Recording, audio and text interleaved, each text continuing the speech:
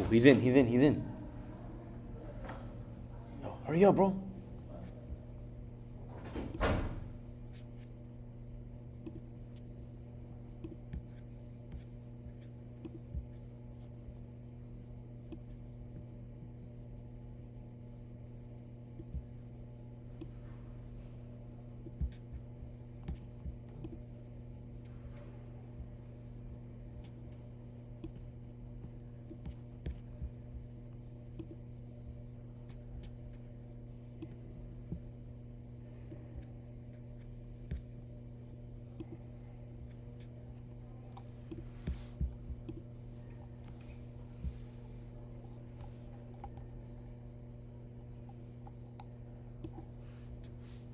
Yo, hello?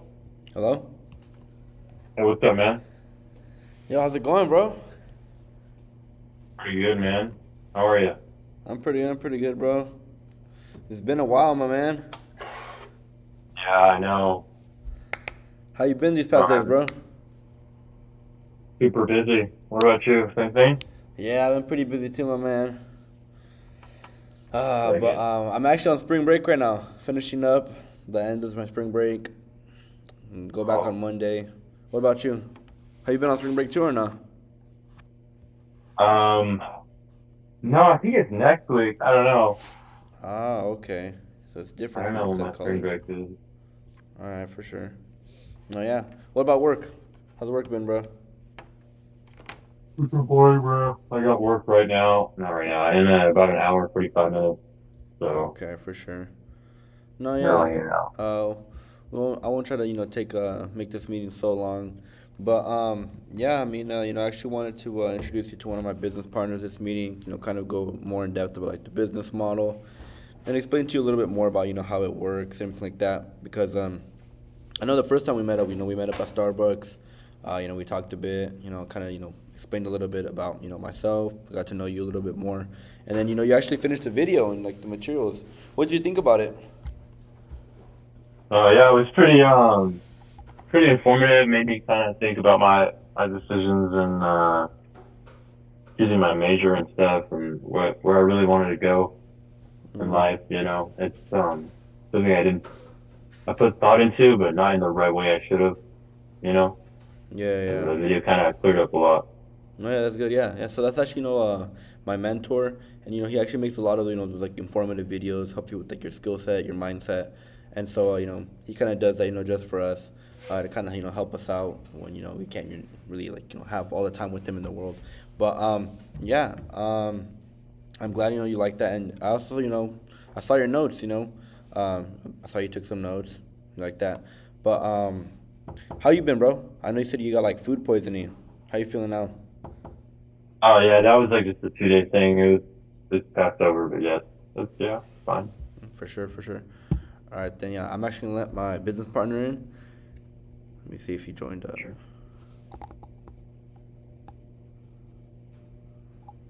Let's see, but let me see. All right, I think he. Let me see. All right. Yep. Hey, how's it going? Hey. You hear me? Yep. How's it going? Nicholas? Yeah. How do you pronounce your name? It's Tona. Tona. Oh, cool. I've never heard of that name. It's pretty unique. Yeah, how you doing? I'm just feeling, waiting for work to come around. I'm trying to get stuff done, stores and stuff, but just Okay, yeah. That's good to hear. Oh, where are you from? I'm here in Merced with Christopher. We both he goes to I'm at the college. I'm local. Oh, you're at Merced College? Yeah, the JC. Oh, Chocolate too. okay. Okay. So are you from like the Merced area? Yeah, I've been living here all my life. Oh, really? Okay. How come?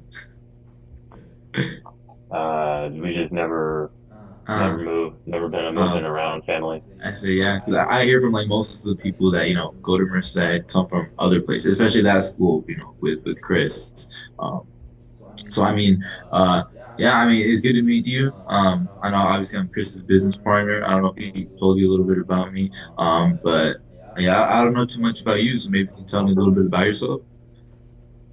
Yeah. Like I said, I'm at the JC. It's my first year. I went in initially for computer science, and I took a couple classes for different majors just to see. I thought I didn't really like computer science, and I ended up doing or switching to business administration. And right now, I'm just trying to work, save up some money, and finish my schooling before I jump out into the real world, move out, and all that stuff. So you said you're in your first year, right? Yeah. First year, okay. And I mean, I can see why, but why didn't you like computer science? I just don't like the idea of sitting at a desk all day. You know, I thought it would be fun. I mean, it's uh, kind of like it's something that's a hobby that should stay as a hobby. uh-huh. You know what I mean? There's some things that like you can never really like. You see yourself having fun with them, but not doing them for the rest of your life. Like I like Uh-huh. video games, I like coding, but I don't want to do that forever for wage. Mm. Okay, yeah. No, I'm glad you had that realization, especially what in your first year, because some people I see graduate in computer science or get a master's degree and decide that once they start working is when they realize that it's not something they want to do forever, and at that point, it's already too late for them. So what made you kind of have that realization? Just that my friend was tell he did computer science at Berkeley, and he was telling me how competitive it is, and it's like all the classes are all just like math, Mm, calculus, and a bunch of extra stuff that I don't really see myself enjoying too much. Like I said, it's just a hobby. You know, coding is fun, but okay. working and coding, learning all this stuff is fun to me. Mm, I mhm. perceive it to be. Okay. So then what made you want to switch into business? Well, my main goal in life is to be rich and prosper. So I'm like thinking, why am I doing coding if I'm only gonna make like 150, 200 a year, Uh-huh. if that, considering how competitive it is right now and just all the AI stuff. I'm just kind of slowly realizing like, well, maybe this isn't the best thing for me. Mm, It lines up with my ideas and my goals and everything. mhm. Okay, so then how does business kind of change that? Well, I used to do landscaping with my father, and I worked Ah, for this okay. guy. His name is Jared, and he's an entrepreneur. He owns a lot of businesses here in Merced and all around California. So I talked to him Mm, about pretty recently. I talked to him about what he would recommend me doing mm, in college, considering I'm taking college to just have something in my name. It's better than sitting at home and doing nothing or just working. And he said that business administration would be great and it would teach a lot of good skills. Obviously, yeah. you can't learn everything from the book. A lot of the stuff comes from experience, but you might as well, if I'm going to be in college, I might as well do business administration because there's like Mm. communications classes and speaking classes and stuff like that. There's all stuff that I can learn and actually put into use in the future. Okay, yeah. So yeah, I was gonna ask a little bit more on like what's kind of your plan with the business major, right? What do you where do you see yourself going with that? Well, sales is everything. That's what I've been told by multiple people. So I'm trying Yeah. to eventually everyone wants to own a business and Uh-huh. you need to be a good manager, you need to know how to do certain things that others can't do. That's what sets you apart from the crowd. So I Mm, just want to do there's a lot of communication classes involved, so I want to get really good at sales and then eventually just own a business. uh-huh. I forgot the name of it right now. I own a real estate brokerage, Uh-huh. not be a broker and stuff like that. Just for us Right. to Yeah. generate income while I'm Right. sleeping. Okay, yeah. Like a little bit more down the line. I see what you mean there. And I like what you said, about I currently work in sales right now. So I Yeah. agree with it is definitely the number one in commission, right? In Oh terms of yeah. anything. So that's definitely where the money's at. And I feel like we definitely do have very similar mindsets in the sense that we want to build some type of business, some type of asset. I also study in business. Right now, I'm finishing up my third year in finance, but not because I'm passionate about banking, not because I like numbers or anything like that. It's because I wanted to major in business because it was the lifestyle of a business owner that attracted me. And what that is, I know what you said earlier is that what was your dream? You said be rich and what? rich and proper. So what does that mean for you? I mean, have enough money to be comfortable and basically do whatever I want, whenever I Hmm. want, not have to Yeah. worry about getting up. Uh-huh. Okay, yeah. So it sounds a little bit more like financial freedom, right? But Hmm. what financial freedom means, because rich is just money, right? But we're thinking of being wealthy. What the difference between wealthy and rich is that rich is just money. Wealthy is a combination of money, time, and peace of mind. Because after the money, what's next, right? Because like you said, most people in computer science, okay, they can make a good income, but at the end of the day, they're spending their time stuck, trading it away for money. So I understood that I needed something else. So that's why I feel like we're very like-minded in the sense of, wanting to build something. And you said, for you it was business. Was it always business? Or did you try any other type of side hustle before this? Well, I've been working with my dad since I was 14, so Hmm. I've just always really liked money, always liked making money. I don't Hmm. know, I like green.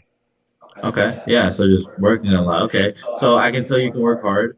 I also started working very young with my dad. My dad works in construction. He's a landscaper too. So Nice. I did all that as well. Um, but it was lucky, at that time is when I realized that okay, it's okay. Everybody can work hard, but I want to learn how to work smart because what I saw is my family wasn't able to spend time with me because they had to go trade away their time for money at their job. So I knew making active income was not something I was really interested in. I wanted to learn how to make passive income. And I understood that was something that the school was not going to teach me.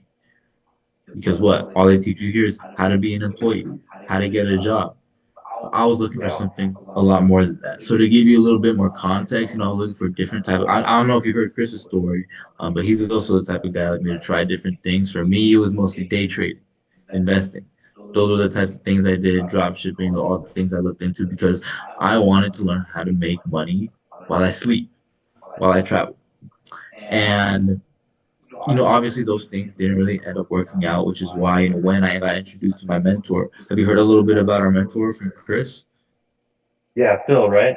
Yeah, Phil. Okay, so you do know Phil. Yeah, yeah. I watched the video, took the notes. Yeah, he sounds like a Oh, pretty, okay. pretty nice Oh, guy. nice. Yeah, that's great to hear. Yeah, so Phil is my mentor, and he's the one who retired himself very early building this type of business.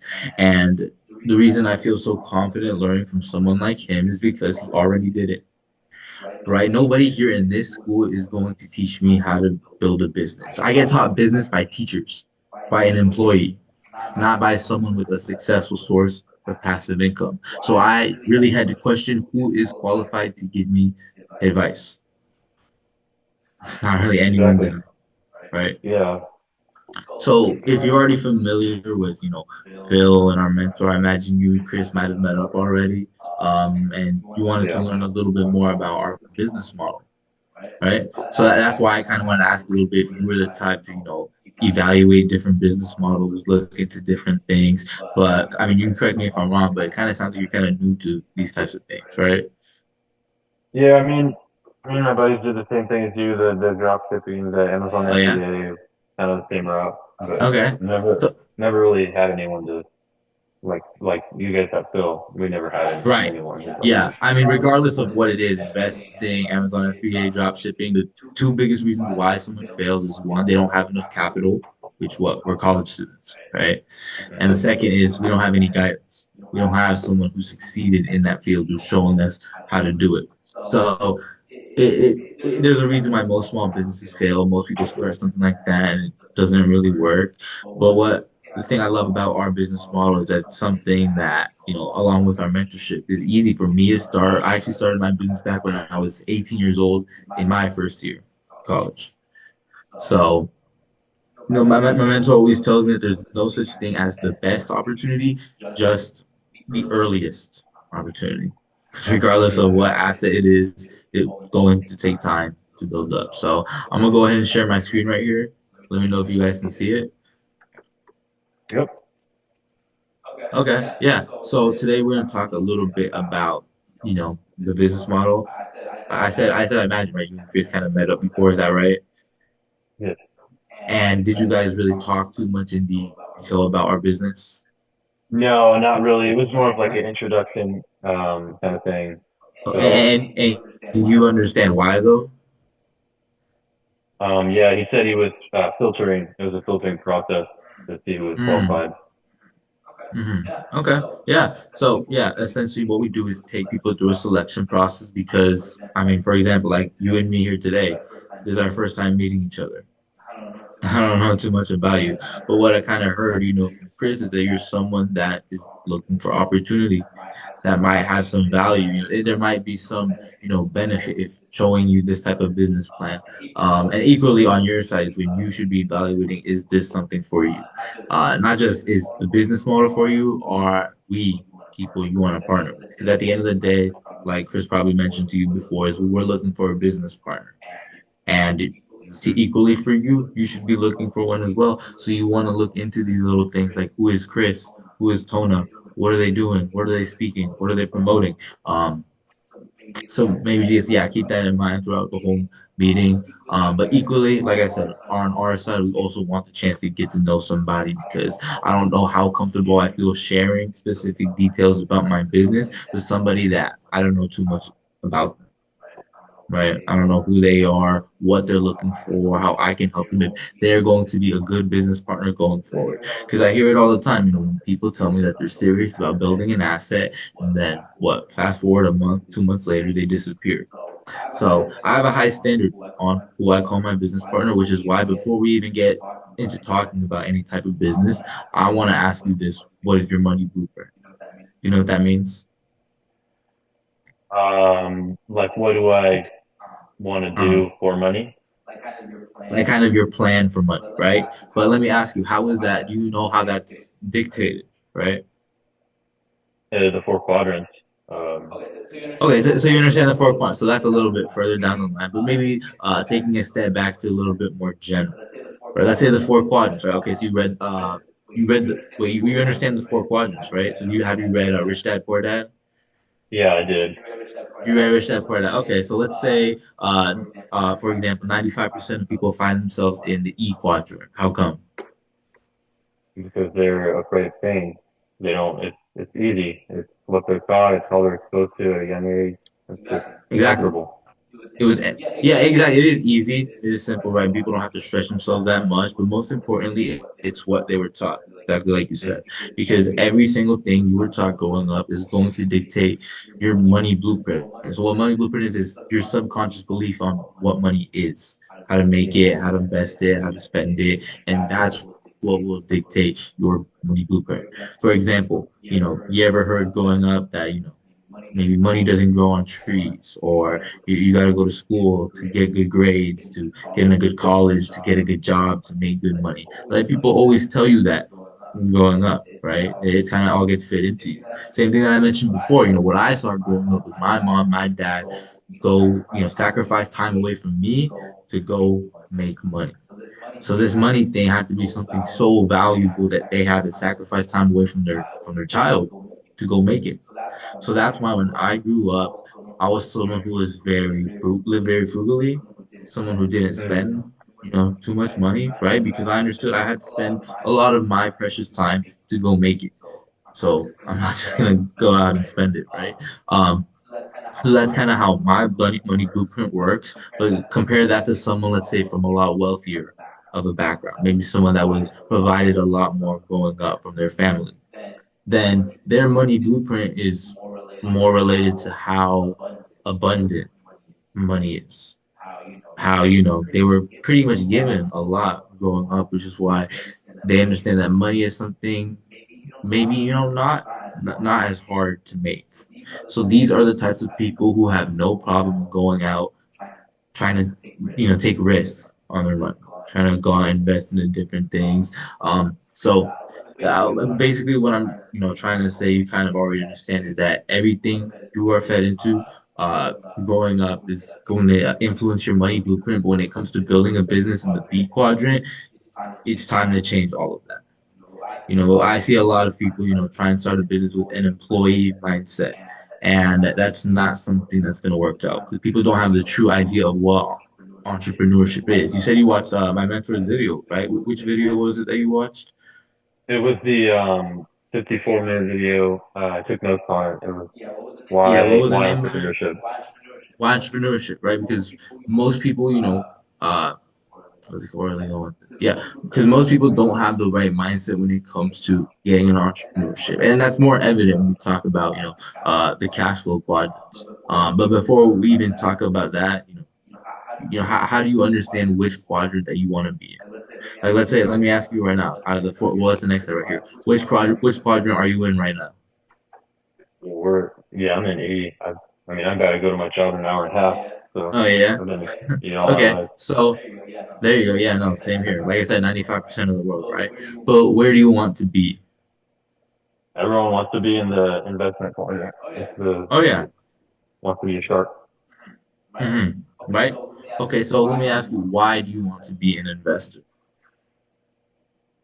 because it, it generates the most income, and it's pretty simple. It makes a lot of money with the minimum amount of work. Okay, yeah, because again, like I said, when it comes to making passive income, I'm thinking far more than just the money because Hmm. it can provide me with a much more important commodity, time. If you Hmm. lose $1,000, can you make it back? Yeah, but it takes 50 hours working minimum wage. Yeah, okay. If you So lose, what about those 50 hours? Can you get those back? no, you can't. You No, you can't. can't go back in So time. yeah, exactly right. One day, hopefully, right? But up to this point, I understand that time is a much more important commodity than money. So what drives me to want to be in the investor quadrant is living a successful life where I can spend all the money I want on the things that I choose to. I can spend all the time that I want on the people or whatever it is that I choose to, and that I have peace of mind to be able to enjoy it all.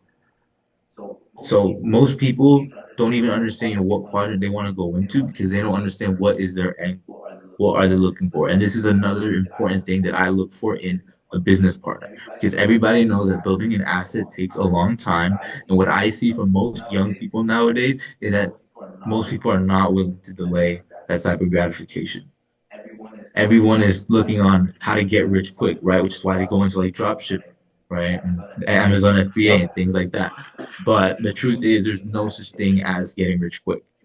If you want to get Yep. rich quick, you go work two jobs. That's the only way. Most people don't get that. Like I said, a real lack of entrepreneurial mindset. And the reason for that is because most people, maybe even if they think about it, it's not so strong, which is why, they can't push themselves to come out of their shell every single day. How long can you go a year, 2 years, 3 years without any result in something and still be motivated? Most people can't. And the reason for that is most people aren't thinking ahead on what they want their life to look like. Everyone's a big dreamer at one point. I'm sure at one point you were a kid, thinking about the big house. Maybe not even now. I definitely still think about it now. But what I see from most people out there is that they decide to give up along the way. Mm. They decided something that's not possible. And I feel like the biggest reason for that is they don't have an example in front of them, right? Maybe what I see at home is my mom and dad trading their time away for money. But what I see when I visit my mentor's house is the financial freedom that I want to have. And I understand if I want to have that 5% lifestyle, I have to be willing to put in the same work he did. I have to be willing to hear all the criticism, all the objections from the 95% that are in the employee quadrant that are saying no, it's not something that's worth your time. It's not something you should do. I have to, go through all that, but I'm understand that I'm willing to do so because I want that 5% lifestyle. Most people can't do that, which is why, like I said, an important thing that I look for is someone understands what they're even doing this for. and in specific detail, right? Like if you look at this wheel of life, let me ask you, how many of those values would you want in your life 5 to 10 years ahead? All of them. Oh, yeah, me too, right? Yeah, I mean, Because why not? You only get one life. my life, right? Yeah, my parents came to this country, to give me a better life. I feel like if I don't have all of these, then what kind of life is that? Yeah. So this is why, like I said, why I wanted to major in business. Because if you're looking through all the majors, computer science, engineering, whatever it is, none of them will give you all of these values. Only the lifestyle of a business owner. The problem is you get taught business by employees. So, Yeah. you kind of have to go somewhere else to look for this type of knowledge. All right. So we already talked a little bit about, ESBI. So do you understand the difference between the S quadrant and the B quadrant? Yeah. Um, because my dad is in the S quadrant. He owns his landscaping business, and Oh, okay. but he's also in the B quadrant as well. Because I was working under him, but it's not like the true definition of it because Yeah, he still works with me. He's a leader, not a boss. You know what I mean? right, right. Not exactly so B quadrant, right? Because I mean S quadrant is like what, up to like 10 to 15 employees or something like that. Like Yeah, it Chris, was I know just his me and dad him. owns. I know his dad owns a taco truck. My dad also does have a Mm, landscaping business, but he doesn't have any employees. He kind of just mm, does it himself. But yeah. yeah, that's S quadrant. Some people they like that. Like I know, wait for landscaping, we do that for work. But I know for Chris's dad, maybe he has that taco truck, right? Because that's what he likes, right? Maybe that's his Mm, passion. But at the end of the day, what? He's the first one in, he's the last one out, and he's the last one to get paid, right? yep. Is all your investment.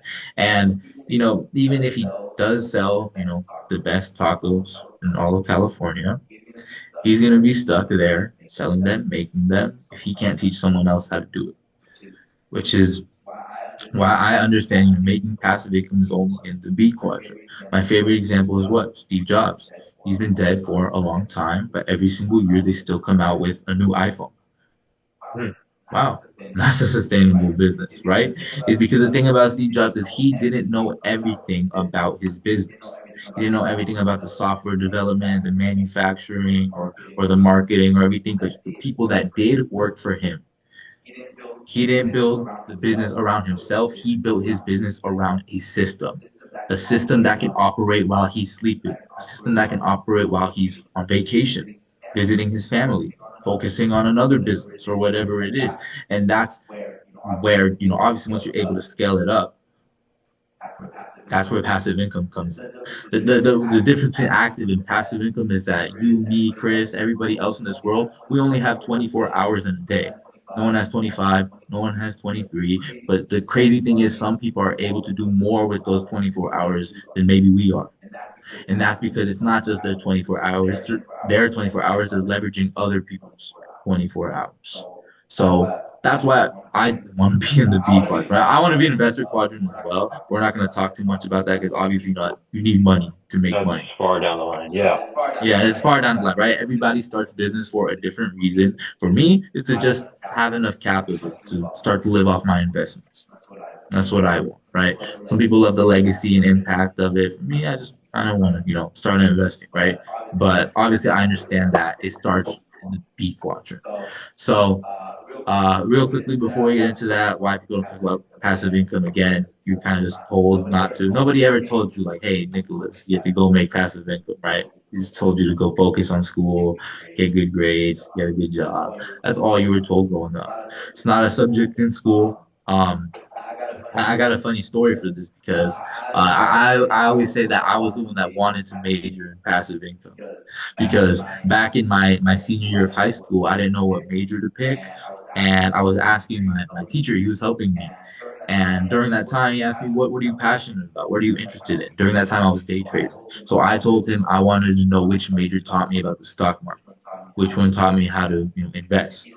And he laughed at me when he laughed at me and told me that there was no major like that.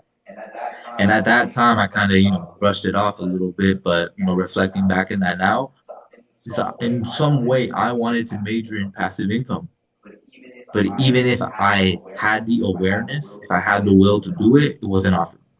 It's not something the school teaches you, right? It's Yeah. not something up to your attention. That's why you kind of like. Let me ask you, when was the first time you realized that you had to build something on the side? Probably when probably when I got a phone, I started ordering stuff on Amazon because Uh as a kid, everyone liked or playing video games. Everyone liked video games. That's why I started working with my dad, 14, huh. because I wanted to have a PS4 because I had a PS3 for the longest time, and all my friends had a PS4. So I'm just like I started grinding and bought video games, bought everything. But that stuff, Mm. it's just, that was kind of Okay. the beginning. Okay. Yeah. The beginning for me was when I was like what in high school, like sophomore, junior year, something like that. Oh, like COVID after the pandemic, and I would watch these videos on these wealthy business owners, these investors, and they'd always say that their biggest regret is not investing sooner. Mm. So me at what 17 years old, I'm like, okay, so if I start investing now, I'm getting ahead of everybody. Hmm. And that's when I realized that I needed to make passive income. If not investing, something else. If not that, something else. If not that, then this business, right? Because if we're talking about building an asset in the B quadrant, there's different ways to do it. Um, the first, I'm gonna go over through some of them and then compare it to our business model down here in network marketing. But to start off, traditional business is definitely the most common one. Like Shark Tank, right? Yeah, very similar like that. I mean, some people, that's their thing. Definitely go ahead. For me, I'm someone I lack a lot of creativity. I'm not someone that's very creative, has a big imagination, coming up with an original idea, right? Are you? Hard. No, it's. You? I mean, Yeah, it's no, not it's even hard. just you, man. It's just nowadays Uh, everything's been invented. Back then it's like, oh, electricity sounds great. Diesel engine sounds great. Nowadays uh-huh. we're just making random crap, so it's hard to come up with new stuff. Exactly, right? Exactly. It's hard to come up with something that's original and actually having the capital, the capability to make it come to life, make it everything that the idea was. For some people, they like that kind of entrepreneurship. For me, Mm. it's not for me. So another way is by buying an existing business system, a franchise, right? That's obviously another way to do it, like your own McDonald's, right? Your own Starbucks, your own Jack in the Box, whatever it is. But again, that's not something that I look for in a business model. The first thing again is capital. I'm a broke college student. I don't have $1.2 million in liquid cash to open up my own McDonald's, right? But No, even if none I of us. did, none of us do, right? But even if I did have that money to invest, I wouldn't even want my own McDonald's because one of the most important things that I look at in a business model is scalability. Okay, I can do this, but how far can I take it? When can I make this passive? When it comes to a franchise like this, let's say you had your own McDonald's, and I was like, "Hey, Nicholas, your McDonald's is really successful. Can you show me how I can get one?" There's nothing you can do to help. Mm. The only thing you can do is point me to McDonald's headquarters where I can take their course, pay the fee, and get my own McDonald's. The only way you can scale up your business is by buying another McDonald's and then buying another one, right? So, if for some people it could be that way, but I don't want it that way for me, right? So that's where we get to our business model, network marketing. So you said you read Rich Dad Poor Dad, right? Have you ever read The Business of the 21st Century? No, I would. I try to diversify what I Ah, read. I didn't want to just read all of uh-huh. his books because that would be kind of like a bias thing. Well, But yeah, to be fair, they all have very similar concepts. Like I'm sure if you read what Cash Flow Quadrants, Rich Dad Poor Dad, and B21C, then you would be a master of the cash flow quadrants, right? Because they talk about it also in this book, but more specifically into this one, Robert Kiyosaki goes in detail about our business model, network marketing. Have you ever heard of network marketing before? yeah, that's just like online advertising and Uh-huh. stuff like Yeah, that. I just similarly in a way. So we can kind of go into that. But to start off, why it was something that caught my attention. Low startup costs. I was able to start my business at 18 years old. Thankfully for that, right? Another thing, again, I am not a creative person. I don't have to be because I get the opportunity to leverage existing platforms and products. Because when it comes to building a network marketing business, you have the opportunity to partner with a company. That's who you can leverage for the existing platforms and products. But one of the most important things you want to look at is how to evaluate a different company, how to evaluate different platforms and products. So we're going to talk about that too, but just to generalize it, I don't have to be creative.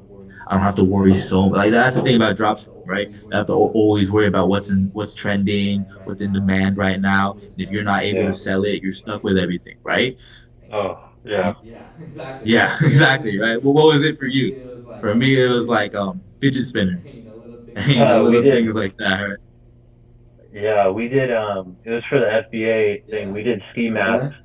We had these golf Oh goggles we were man. selling.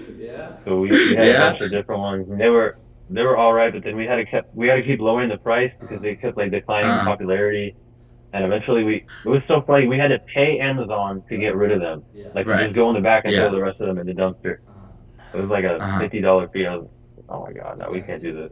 Sorry, Exactly. baby. It's just a massive headache, right? Just keeping having the product, maintaining it, improving it. But when it comes to partnering with the network marketing company, they take care of all of that. Hmm. That gives me more peace of mind. So I'm going to talk about that as well when we go deeper into it. Scalability is another important thing. We're going to talk about that later as well. Um, but yeah, going into more details of network marketing, it's a combination of e-commerce and franchising. So I'm pretty sure you already understand how e-commerce took over this world, right? You don't need a physical storefront or anything like that to start a business nowadays. All you need is a platform. When it comes to Hmm. what e-commerce, you are a middleman. It is your job to bridge the gap, like just how Uber bridges the gap between people who need a ride and people who need money, who have a car. Airbnb bridges the gap between people with a place and need money, people who need a place to stay and are willing to pay for one. They bridge that gap. So as an e-commerce business, you are a middleman where you bridge the gap to your products and services to people out there. Very simple, right? But this is where network marketing kind of does things differently because where we focus on, well, not we focus on network marketing as a whole, right? I can't say we, it's not like I came up with it, right? Network marketing has been around since like what, like the 1940s, right? Been long, long here before me. But pretty much their philosophy is that they compensate prosumers, right? Because to give you an example, I mean, what these companies do right now is that they spend millions of dollars every single year on different forms of advertisements, right? Just for them to not be effective. Like, let me ask you, when was the last time you bought something from a YouTube ad? Like I don't even know. I've never I bought don't think anything. I always skip those I've ads. never bought anything. I don't think I've never even watched a full YouTube ad. Yeah. Every time they have the skip button, I will skip it. Sometimes they have a little timer on it now, like 30 seconds. It's like, man, but every time I will skip it. Hmm. What about a billboard? You ever been driving on the freeway, you see a billboard and you pull over, want to check it out? Nah, it's just for Merced, it's just casinos and attorneys. Right? Yeah, I mean maybe I'll look at it if it has a funny design, but I'm Yeah, not right. changing Yeah. my plans. It's not that game changer, like or a pop-up ad, right? Not that effective, right? It's Those annoying. flyers you see on the street. Yeah, it's annoying, exactly. So, like I said, these businesses are spending thousands of dollars every single year on these forms of advertisements just for someone like you and me to just not even look at it. So when it comes to network marketing, we understand a more effective way is by compensating a prosumer. A prosumer is somebody that uses products and services and helps share them out, helps bridge that gap. Like I said, and it's something so simple that people don't understand. They're doing it every single day. Like to give you an example, let me ask you, what type of phone do you use right now? I have a iPhone 15. iPhone. Okay, so why iPhone? So smooth the interface, the Swift Uh huh. programming is Okay, always so so smooth. it's smooth. It's easy to use. Yeah, a lot of Oh, security oh, compared okay, to. yeah. Because I've been looking for a new phone, and actually, my family they're a lot older, right? Older generation. They need something anything that's easy to use. So if you say an iPhone is, then tomorrow I'm going to go to Apple. I'm gonna buy myself and I'm gonna buy my family each an iPhone. So Hmm. just right there, you helped Apple sell four iPhones. Hmm. How much did they pay you for that? $0. Yep. And how do you feel about that? Um, I mean, there's a reason why they're number one. You Yeah. know. I feel kind of used. You know what I mean? Like if I sold four Yeah. iPhones, I'm expecting some type of commission check, right? But the fact is that people do this word of mouth marketing every single day for different products and services, but not anybody, hardly anyone is making any money from it. Pretty Hmm. crazy, right? So that's pretty much the philosophy of network marketing is the fact that we understand that, seeing an advertisement like a YouTube ad or a flyer isn't so effective because why? All I expect it to say is the benefits, all the good things about a product, right? But what if I hear it from Nicholas, for example, like his true thoughts about the iPhone, then I understand, he'll tell me if it's good or not. Not like he's works for Apple and he'll tell me that it's good or it's not good or this is a better option or you shouldn't do this. I trust his judgment as a person. People sell products, right? So Hmm. this is why network marketing has truly been so effective. Another example, my favorite example is Popeye's chicken sandwich. I remember when it first came out, I heard everybody talking about it at school. And right after I went there and I bought it and I ate it. Was it good? Yeah, it was actually pretty good. But I was like, shoot, they got me. Because not once I saw an ad, not once I saw a commercial about it, I just heard all of my friends talking about it. I just saw everybody online going crazy over it. That's why I went to go Yeah. try it. Right? So it's this is you can see it's a lot more effective way of marketing a product. So that is why network marketing companies give people the opportunity to partner with them as a consumer to help increase their revenue.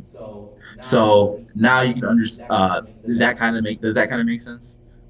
Yeah. So kind of like the affiliate marketing thing on TikTok. It's like Uh, so I you're can not go getting into paid. detail more about that, right? To show you some of the differences and some of the details on how to make money in a network marketing business. The three different ways to make money. The first one is through retail margin. Pretty simple topic. I mean, they teach you that. They do teach you that in school, right? So when you get the chance to the opportunity to partner with a network marketing company is when you will get all of their you should get all of their products and services discounted. The reason I say you should get is because every network marketing company is different. So, I can tell you a few things to look out for on how to evaluate which is the company you should kind of partner with. How do you evaluate a good company? And one of those things is do they give you an opportunity to make retail margin, which is, like I said, a discount on products that you use. So that small difference is where you can make some money.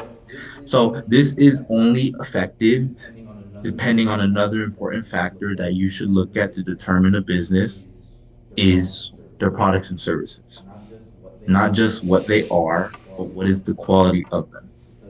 Because there are certain products and services that make this part a little bit harder. Like, let me ask you, when was the last time you say you had iPhone 15, right? Before that, when was the last time you had your last phone, right? Oh, dude, I got yeah, it was like 4 years till I got my new phone. So I had 4 year an iPhone gap, 11. okay. Yeah, Okay, iPhone 11, iPhone 15, and you've had it for maybe some time now. And then when do you plan on getting a new one? probably another 3 or 4 years. Another 3 or 4 years, right? Okay. What about your laptop? When do you plan on getting a new laptop? When this battery starts wearing out, dude, and it's already kind of Right? doing it. I mean, yeah, it's already doing it, but I'm gonna squeeze every part out of it, right? Hmm. I'm gonna use it Yep. until it starts overheating, right? And that's because there's certain products and services that people will only come back for every now or so, right? I mean, Hmm. you understand it from dropshipping, right? These types of products are not so much in demand. So Yeah. what I look for in a product line is sustainability. How can I keep this going Mm-hmm. long term? And that's why, I can tell you a little bit about, one of the businesses that we partner with is that we focus on daily consumption products. Because like I said, there are certain products that people aren't, actively buying every single time, but there are some products, daily use products that people are. Like for example, let me ask you, obviously you brush your teeth, right? You should, right? You brush your teeth, you wash your clothes, I'm sure you do, right? Maybe you take Yeah. protein, right? Different supplements, things like that. Okay. What if there was a new pandemic, COVID-20, everything shuts down again? Are you still gonna brush your teeth? Yeah. Yeah. Okay. Are you still gonna wash your clothes? Yeah. You should, right? So regardless of if, there's another global pandemic, the economy crashes or whatever it is, there's some products that people will always need. Mhm. And the fact that on my website there is something I can offer for anybody that I meet, I'm confident about the sustainability of my business because it's something that people will always be coming back for. There's things I even use myself, right? I'm like, hey, I've been spending my money buying this from Target, from Costco, from Walmart. Why don't I just spend that money on my own store, my own business? Makes a lot more sense. Like if I had a gas station, I'm not gonna go pump gas at the one in the next street, right? It makes no sense. So Yeah. that's why I say a product line is something very important you want to look at, not just what the products are, but the quality of them. What separates this from maybe something else, another competitor, other brands out there. So that's awesome thing you want to. We're not going to talk too much about that today, but I want you to keep that in mind as something to look out for. Another thing I can tell you about our business is that we maintain a 180-day customer satisfaction guarantee, which is pretty insane if you think about it. I mean, do you know how long Walmart gives you? Takes 30 days or 2 weeks. Like 30, yeah, I think maybe 30 days if it's what, unopened, if you still have the Yeah. receipt, right? Obviously, like a bunch of rules and things like that. And it makes sense, right? But when you see 180 days, what does that tell you? Well, it's kind of it's like it's not I wouldn't say boastful, but it's like boastful but with respect. Yeah, Like this is a good right. product. You're probably not I going to know. return it. Yeah, I know what you mean. Yeah, so like I know what you're saying is that we have a lot of confidence in our Yeah. products. Yeah. Confidence. There you A lot of confidence. I will let somebody keep something for 6 months, and if they are not satisfied, they have the opportunity to be fully reimbursed. go. Yeah. And I can tell you, from my experiences, I haven't had too many, altercations like that. It's not something I deal with often. But even if it is, Hmm. you have 6 months, right? And then when it comes to maybe selling or sharing a product, I know you mentioned before that you were someone who's looking more into sales. I work in sales right now, but it wasn't something I was always so big on. I actually come Hmm. from a bit more of an introverted background, so I was like, I never understood how I can, do some type of sales like that. But Yeah. thankfully, it's something because I worked so closely with my coach and mentor, they were able to teach me to one day not just sell a product, but sell myself. So when I'm in a job interview, I can sell myself out compared to anybody else. How to sell myself on what? A phone call interview. That's how I work for sales with Meta now, right? All because I work with my coach and mentor. So some people come in, with that type of objection. I'm not a salesman or things like that. But I can tell you, from my experience, it's something, as long as you're willing to use the mentorship, it's something you can overcome. Yeah. But moving on past that, this all makes sense, right? All right. Okay, next two topics. All right, the next two ways to make money in network marketing business. The second one is a performance bonus schedule. So this is another thing that's different for each company, right? So another one of those things that you should look out for is what performance bonus schedule do they have?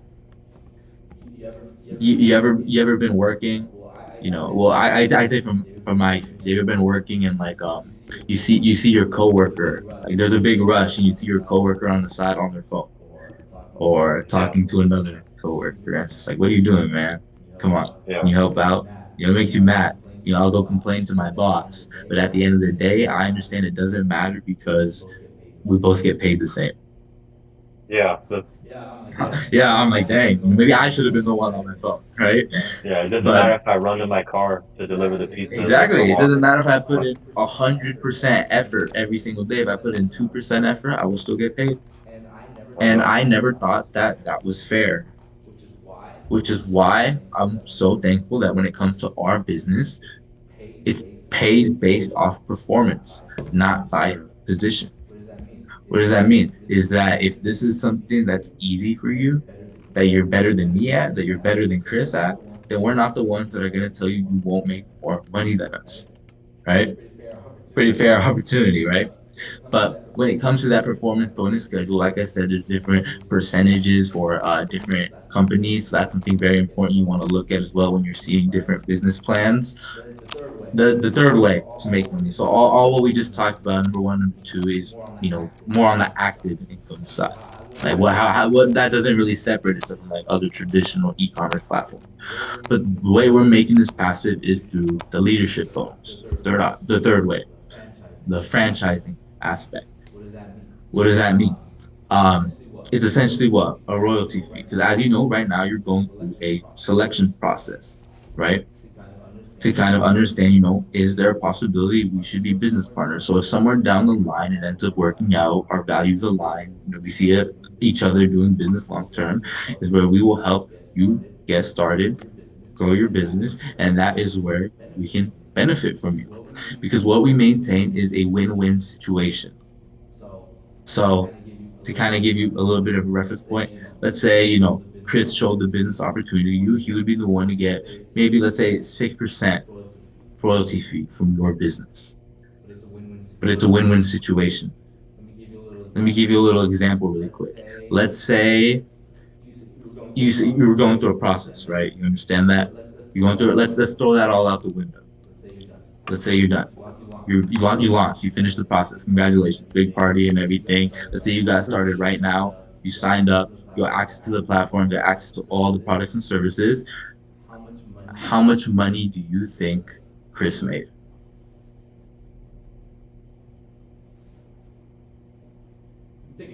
You can take a guess. Any It's guess? probably signing bonus, probably 100 bucks, 200. Okay. Okay, so Chris make 100, but okay, how much money do you think I made? Mm, Since I'm the one helping probably, Chris. If a yeah, guess, probably yeah. a little less A because little less. I'm not sure. Okay. I don't know. So you want to know how much money I made? Let's say for that example, you sign up right now, I would make a total of $0. Mm. So what does that mean? Chris, he would make a total of $0, Oh, right? Yeah. He would also get $0. Why? Because I mean, you haven't done anything yet, right? Okay, yeah, you signed up. He gets 6%, but what's 6% of zero? sure, yeah, It's not zero, right? So what does that mean? I don't want to do business with just anybody yeah, because my business only benefits if your business benefits. What does that mean? I have every obligation, every right to give you good advice because any harmful advice is harming my business. What does that mean? I need to help you make money. If I can't help you make money, then there is no way that I can. But if you were to ask me, I want you to make more money than me. You know what I mean? mm. So yeah, the reason I talk about that is because when it comes through that sponsorship concept, people have many different misconceptions about what type of business this is. Right? Have you ever heard of some of those objections before? Yeah, I was. You, Go you ahead. ever heard of like a pyramid scheme before? Yeah, I was gonna say. For a second, Ah, I, I did Primerica before this, and I've heard a okay, lot of bad things about them okay. online, and just people who've had bad experiences. But since you guys have a filtering process, it kind of sorts it out more because Primerica So was hiring everyone from here to Indian Ocean. So so you're familiar with Primerica. So they're in the direct selling industry, and the funny reason you mentioned that is because when you talk to Christopher right here, he was also doing Primerica, right? oh And so you understand. Oh, so we'll talk about that in a bit. But back to the main point of a pyramid scheme. You understand what that is, right? Yeah, yeah.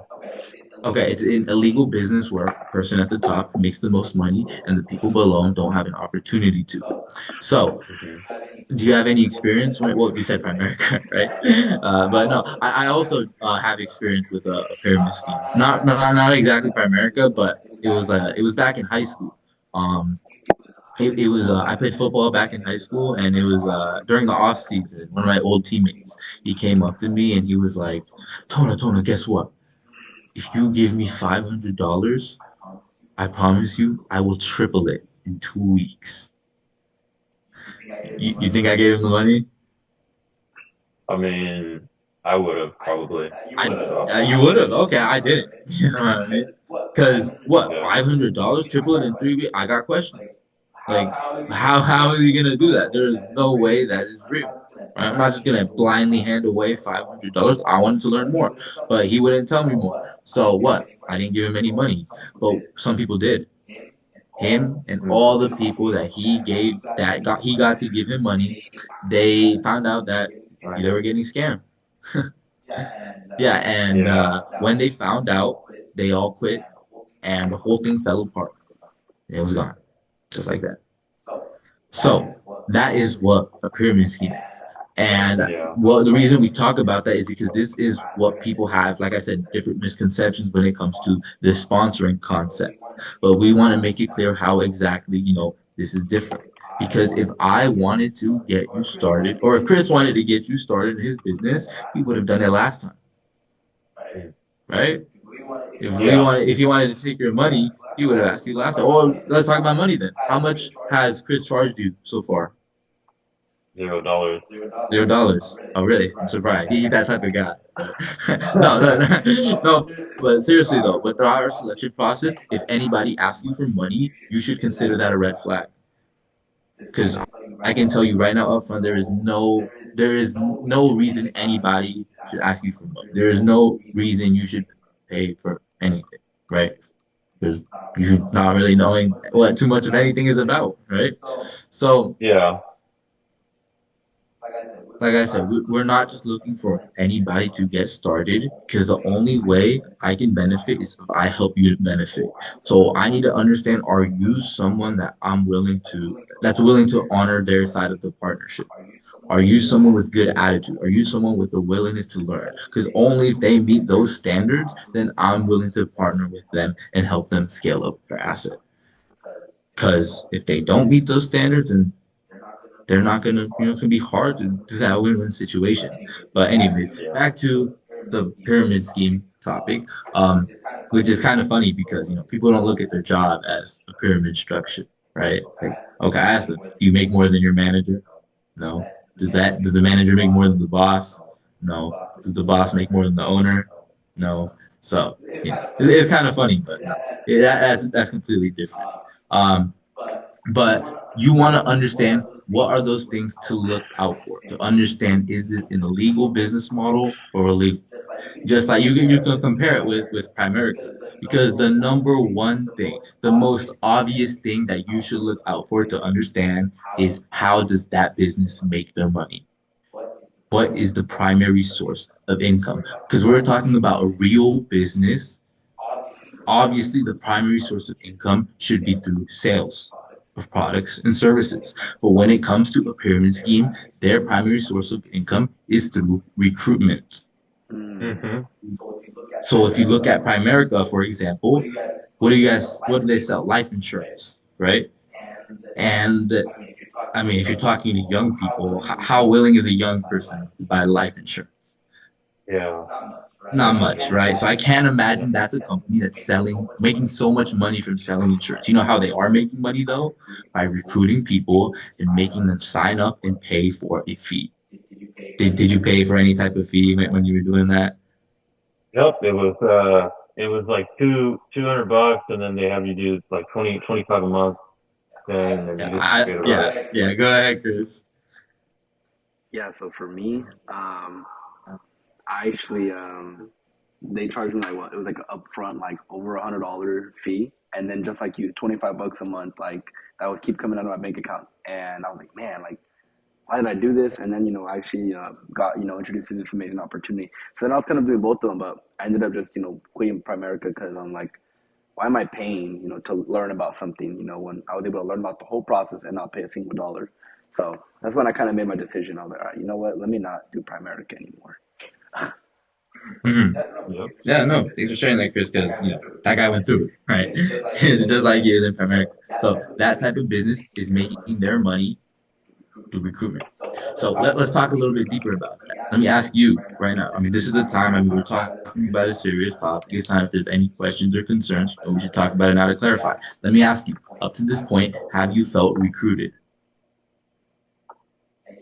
And you can honestly answer I it. You can answer honestly. Sorry. Yeah, go ahead. I would say so.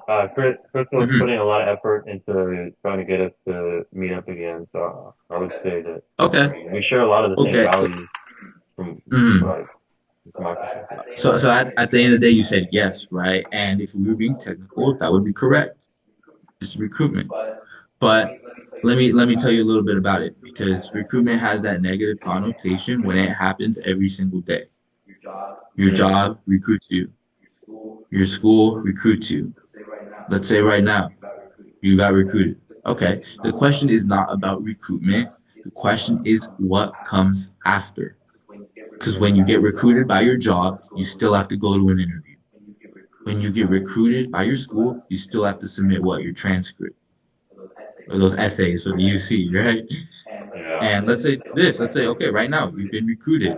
You haven't been guaranteed anything. You can move on through what? The first 6 steps of the process, and there's still no guarantee that we will do business going forward. Compared to what, let's say, Primerica, right? Everybody overseas, everybody's doing it, right? But like I said, me, Chris, like today, even if you sign up, there's no fee, no signing fee that we get. What does that mean? Right now, we are investing our own time. What is it? 2 p.m. on 3 p.m. On a Friday, right? But I'm willing to invest my time. Chris is willing to invest his time because we are serious of looking for the right business partner. And their critical thinking, the way they evaluate a business, is a very important thing that I look at. So back to the main point, like I said, those pyramid schemes, they make their income through recruit. But if I could get everybody to sign up, I still wouldn't make anything. Another thing you want to look at is sustainability because pyramid schemes are illegal businesses that are actively being shut down by the government every single day. Network marketing has been around since 1940s. Like I said, company that we partner with has been around since like what, 1959? Throughout that time until now, do you think they've gone through some type of controversy, some type of allegations, people saying this, people saying that? Of course, right? But the fact that they're still here obviously says a lot, right? And maybe, okay, I can do my own research into this, but the government has already done it itself. Pretty simple to understand. So those are some of the most important things that you want to look at to determine does this business plan fall under that category? And to talk about the reason why we have to talk about this is because, like I said, marketing has come a long way since it started in what, the 1940s. That was the network marketing 1.0 phase. Now we're network marketing what, 2.0, and they're drastically different in the way that they operate. I mean, think about it. 1940s, like how can you do e-commerce? 1940, right? Not making no sense, right? So you can understand they were building business in very different ways. But when it comes to the business, when it comes to this platform, that is all that it is. Just a platform to leverage. Once you look at the facts and the numbers, then you'll be able to see, is this something that can work? But to understand why people use it for the wrong reasons, it's based on themselves, based on their own values, right? Because let me tell you, the business itself is just a platform. The example I like to use is it's a knife. The business is a knife, a sharp knife, actually. Because if you say, like, for a knife, if you took it and you handed it to a serial killer, what's he gonna do? Kill you. Yeah, you go kill a bunch of people, right? What if you gave that same knife to a chef and make it? Well, yeah. Yeah, he's gonna make a great meal with it. You're gonna make a yeah. So same knife. What if I gave it to a surgeon? It's gonna save somebody's life. Yeah. So the danger is not with the knife. The danger is who is holding it. Mm. And it's the same thing for our business. Because, like I said, it is just a platform. The question is who is using it and how are they using it? And the most important thing you want to look at to dictate that is the mentorship. Like I said, company itself, it's just a product, it's just a platform where you can make compensation, but the guidance, like I said, remember at the beginning when I said, you want to look at me, you want to look at Chris, who are we? What are we saying? What are we promoting? Do your values agree with us? That is all something you should look at to understand, are we building the business in the right way? You know what I mean? Because something like this, it's like I don't try and hide that from somebody. I'm someone very straightforward. We can obviously talk about it because I can tell you right now, if you were to search up network marketing online, you will see a lot of good things. You'll see a lot of bad things as well. So, I mean, when it comes to anything successful, that's the case, right? Such as Taylor Swift, find her supporters, find a lot of haters as well. So, how do you know what is the right information?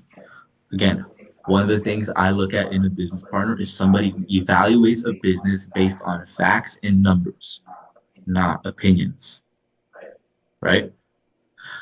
You said you go to Merced, right? Do you plan on transferring to UC Merced? No, I wanted to kind of go maybe up north a little more, Oh, more where at? Berkeley based. Oh, Berkeley. Around Okay. Berkeley. Oh, in Berkeley. Okay. So I actually had my sister, my sister and my brother, they went to Berkeley, and they didn't graduate. That's why I got beef with Berkeley. I don't think it's a good school because my sister and my brother didn't graduate. Now let me ask you, you think that's fair for me to say Um, that it's not a good school? You think I that's mean, fair for me to say? it's just kind of like a hard school to go to. You should know what you're getting into before you go. But if you were to look at the facts and the numbers, then you would see that UC Berkeley is actually one of the best schools. Yeah, That people pretty much always graduate, go on to have very successful careers. So I don't think it's fair for my opinion-based statement that UC Berkeley is a terrible school is valid. Because another thing that that I see when it comes to people evaluating information is that they lack a lot of context. Okay. I said they failed, right? You know what I didn't mention is that they never went to class, that they never did any assignments. That would have been yeah, important to mention, right? But I didn't mention it, and you didn't ask about it. So what? I could have just made that statement. Maybe some people believed me, some people didn't. But at the end of the day, there's a lot of context left out, and that's the same thing when it comes to doing research on this type of business because you'll see a lot of people online say, "Oh, it's not worth it. I tried this, I did this, I failed in that, whatever it is." But I see how often young people are influenced by opinions that lack a lot of context. So that is why, throughout my time building my business, I've had a lot of people tell me that, they say, I feel like what you're doing is sketchy. Because I mean, because if someone has a concern, right? If someone were to see all this, I would expect them to be skeptical, right? I would expect them to have questions. I expect them to ask more about it. Because if they saw this and they're like, oh, that's good, let's do it. Yeah, let me get started. That's more alarming. I feel like, really, you see something like this and you have no questions? I'm like, really? So I encourage people to be skeptical as long as they have an open mind. Because someone can be skeptical and have a closed mind. I can tell them everything that I need to tell them, but it'll go in one ear and out the other. At that point, it's not even worth my time. They can think whatever they want. But if someone is skeptical but open minded to have a question, hey, I saw this, hey, I saw that, hey, I heard this, let's sit down and talk about it, I am more than willing to. Because to be honest, I love it. I don't love it, but I like it, right? When people accuse me of being a scammer, when people accuse me of running an illegal business. You know why? Because I can tell them exactly how I'm not. I can yeah, explain to them the difference, right? That's why I feel so confident when somebody asks me about it. But that's the problem. Nobody asked me about it. Right. Like Chris, for example, I know when I took him through the process and he saw the business plan and what? He got skeptical. Okay, I expected that. He didn't come back. He actually ghosted me, right, Chris? He ghosted me for like what, a few days. But no, eventually he came back and he confronted me. He asked me, "Hey, I saw this. Hey, I saw that. Hey, I heard this. Okay, let's talk about it." I never try and convince anyone to join my business. Never do I do that.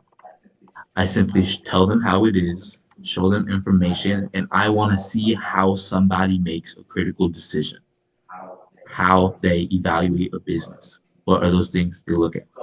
So in a way, yeah, I mean, it sucks that network marketing as a whole has to deal with a reputation like this. But to be honest, I think it's a good test, right? To see how does somebody evaluate a business? How does somebody get influence? How does somebody evaluate information, right?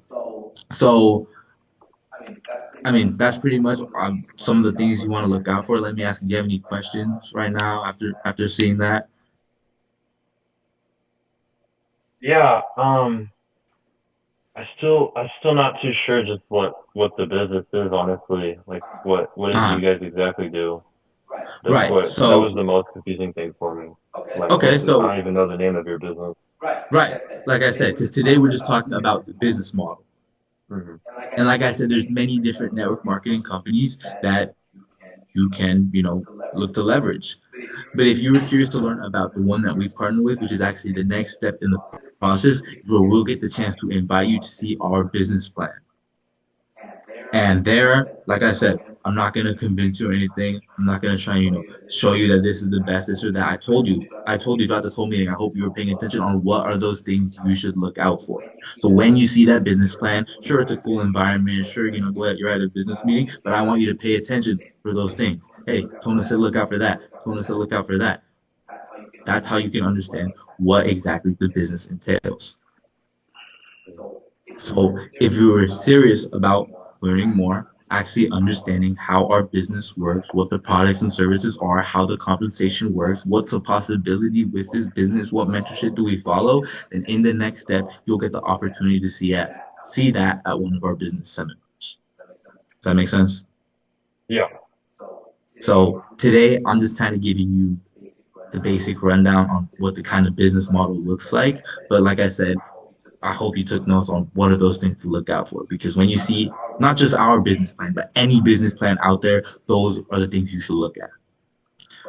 But we're just gonna, or did you have any more questions or anything about this part? Because this is, a very important part. No, it seems like you kind of answered a lot of my questions throughout Okay. And the whole. yeah, I mean, yeah. So maybe not now. You don't have any questions, but what I encourage you to do is do some research. I encourage people to do research, to look into things themselves, because I promise you they will see things, they will hear things, and I want them to ask me about it. I am very open about that, right? The open discussion, back and forth conversation.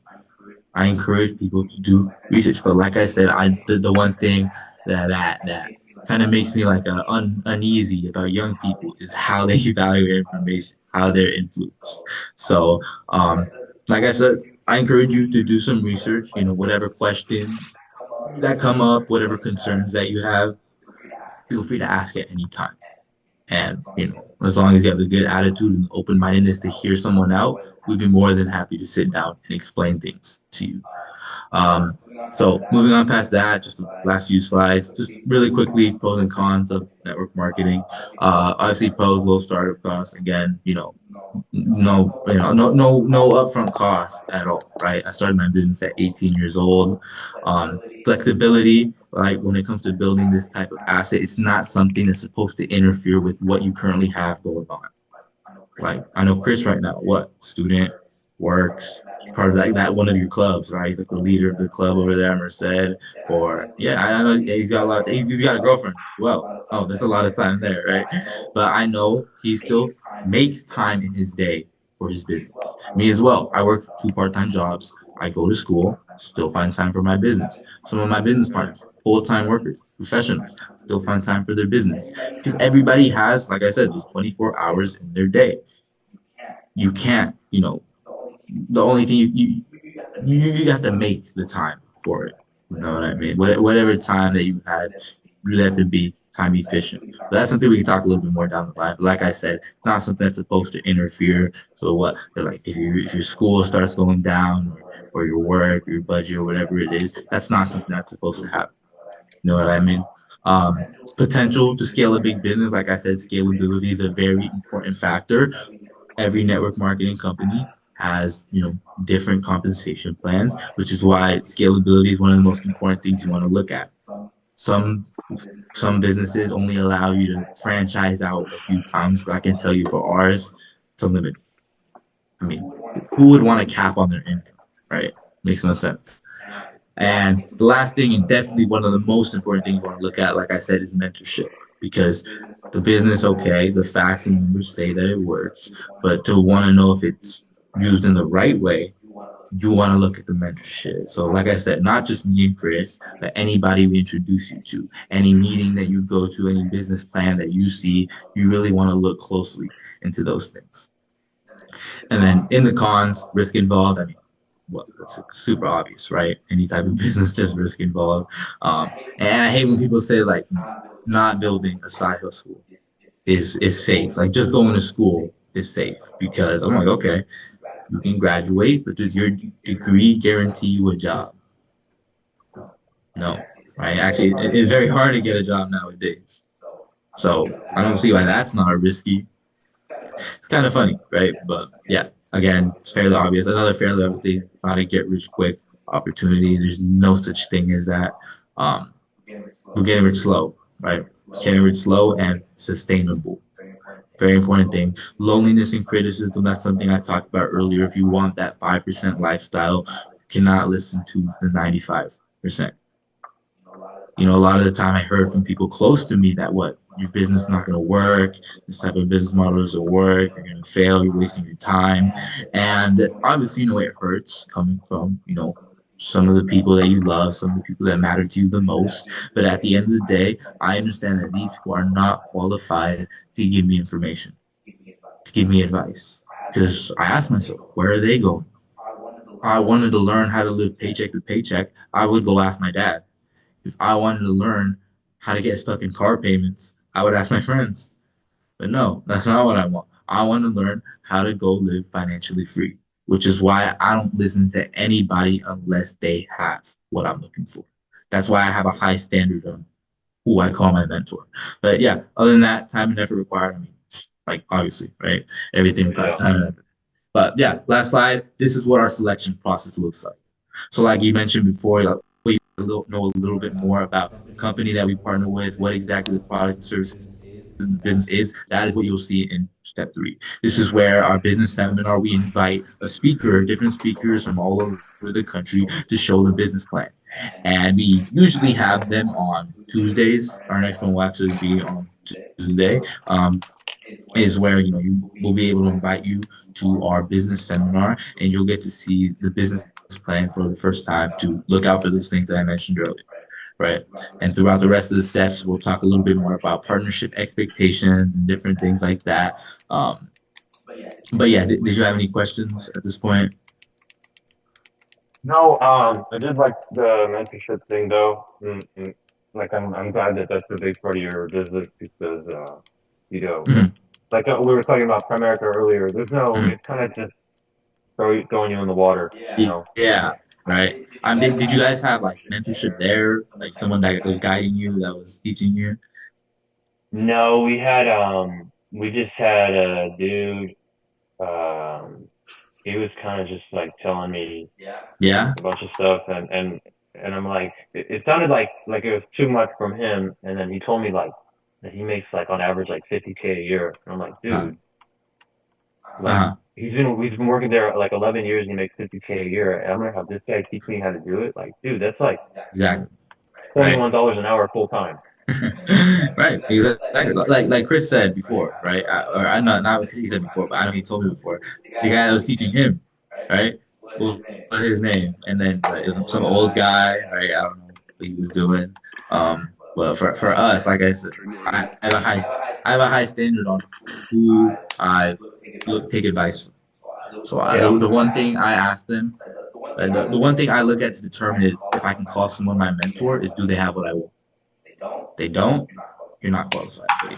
So, but yeah, I'm glad that resonated with you. But that's gonna be it for the slideshow. But coming back to the next step, which is our business seminar on Tuesday, they start at about 6:30 p.m. Usually we have them in person. Sometimes we do it on Zoom. I think on Tuesday it's gonna be Zoom as well.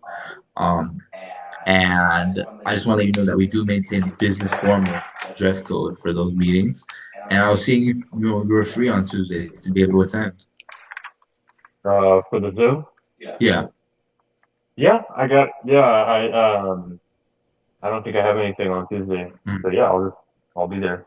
Okay. So yeah, Chris, I know you can send him a bit more information about it. I don't know, maybe together we can make a group chat or something. Like I said, after today, I definitely encourage you to do some more research, look into some things, and at any point you have a question or a concern, feel free to ask me at any time. So to do that, obviously, let's make a group chat together. I think you guys can set that up after the meeting. And then similarly, we'll send you more information about the seminar on Tuesday, where you get to learn a little bit more. And then we'll send you some more material as well from our mentor. Give you a little bit more mindset, a little bit more relevant after what we talked about today. But other than that, nobody has anything else. You can add in if you do, but I think we can finish up right here. Yeah. Yeah, I don't. Like I said, you touched bases pretty well. Uh, You covered a lot of stuff, so I'll save it okay. for the business seminar. I'm sure any Definitely. answers that I mean, any questions that I haven't thought Uh, about probably come up over de- there on Tuesday. definitely. Definitely. All right. So yeah, Chris, you can go ahead and make the group chat. And then yeah, I'll hopefully be seeing you on Tuesday then, right? All right, man. It was nice meeting you, Nicholas. Like I said, I talk to a lot of people about business, about mentorship, and every chance that I do, I don't take it lightly because I love learning from other people's reference points, what they're looking for, what they want. Um, so yeah, it was nice meeting you. Hope to see you on Tuesday. I do gotta get going now, but yeah, I'll see you guys later. All right. All right, man. It was nice meeting you. Have a good one. All right. See you guys. See ya.